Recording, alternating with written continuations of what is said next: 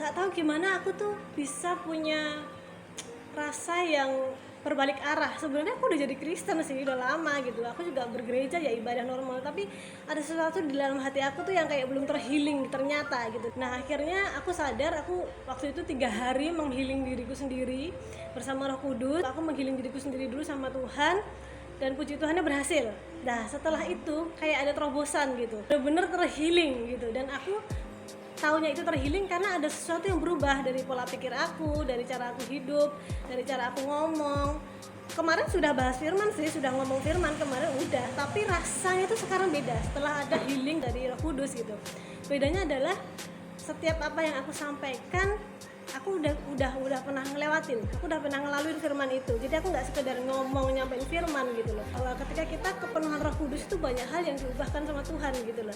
Dari yang mungkin aku dulu takut nyampein firman terlalu menyala gitu, dulu mungkin setengah-setengah gitu, sekarang ya 100% aja sekalian sampein firman. Firman kan baik, positif gitu, nggak ada yang negatif di sana. Kenapa mesti takut gitu loh. Aku yang tadinya loyo, lemes, sekarang tuh jadi semangat banget, bener-bener Roma 12 ayat 11 gitu, on fire, menyala-nyala. Melayani Tuhan itu bukan beban gitu loh. Komsel itu bukan beban, bukan buang waktu, bukan nyisihin tenaga, bukan. Memang aku suka komsel, aku suka melayani Tuhan, aku suka melayani jiwa-jiwa gitu loh. Ini pekerjaan utama nih gitu loh. Sebenarnya dari dulu tahu kalau ini pekerjaan utama, tapi hari-hari ini lebih tahu lagi gitu, karena perjalanannya pakai hati, dan Roh Kudus maksudnya kan ke hati, nggak cuma sampai di pikiran gitu. Jadi aku tuh nggak tahu gimana ya, melayani Tuhan tuh kayak ya enjoy banget gitu loh, dan itu real nyata gitu teman-teman. Aku juga nggak tahu ya gimana bisa gitu, tapi ya pasti Roh Kudus gitu. Dan satu-satunya cara adalah kita ngobrol sama Roh Kudus, sih nggak ada yang lain gitu loh. Karena ketika kita ngobrol kan tiap orang obrolannya pasti beda-beda kan, pasti punya masing-masing obrolan khusus sama Roh Kudus, dan itu harus bener-bener diobrolin banget sampai bener-bener kita tuh nggak ada luka, nggak ada kepahitan, baru kita tuh melayani Tuhan tuh bener-bener nggak ada beban sama sekali, tapi malah enjoy banget, happy banget gitu. Mau seandainya orang nggak setuju sama pelayanan kita atau menghujat kita tuh, kita bener-bener hate free gitu loh, nggak masalah, nggak pengen bales ya dia kok giniin gue, ya bales deh itu pakai firman gitu, balasnya contoh ya jadi senjata firmannya.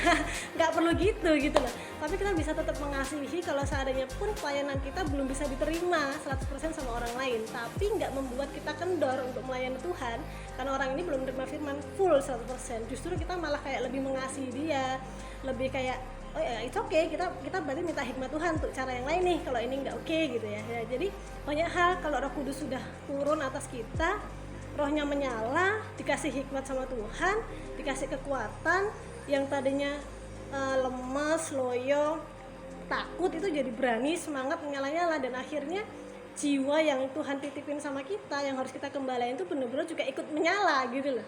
Secara transfer spiritnya tuh nyampe ke mereka gitu. Beda sama orang yang jago ngomong, pinter ngomong gitu ya, pokoknya fasih banget kalau ngomong firman, tapi nggak bener-bener dari hatinya itu beda gitu. Dia hanya sekedar ngomong, ya udah sebarin aja firmannya, semua orang juga bisa baca firman, anakku yang 7 tahun pun juga udah bisa baca gitu. Tapi spirit yang ditransfer ketika kita sungguh-sungguh dari hati, ketika Roh Kudus sudah masuk itu, I don't know, itu beda banget menurut aku. Oh ternyata mereka bukan sekedar sekolah STT nilainya kumlot gitu loh, bukan sekedar sudah pelayanan di seluruh negara, bukan sekedar itu, tapi Roh Kudus tuh benar-benar berkarya di hidup mereka. Sosial media ini tanpa batas, dan itu bener banget aku praktek gitu kan, karena firman itu dihidupi dengan praktek gitu kan, nggak cuma sekedar dibaca. Aku hidupi firman dengan cara aku praktek nih, aku rubah konten, dan aku tapi nggak menghapus semua konten yang lama, aku biarin karena orang biar lihat juga nih seorang Dika tuh yang dulunya nggak sempurna, payah banget, bobrok banget kontennya, aduh duniawi banget, aduhai gitu kan, and bisa berubah gitu seketika. Nah orang pasti akan tanya, kamu bisa berubah sih dari yang gitu ke gini gitu. Nah itulah momen kesempatan dimana aku bisa nge-share sama mereka, orang harus lihat gitu dari hidupku. Jadi itu yang membuat aku kemarin tuh kayak oh iya ya, berbuah lebat itu penting banget, malah itu utama banget.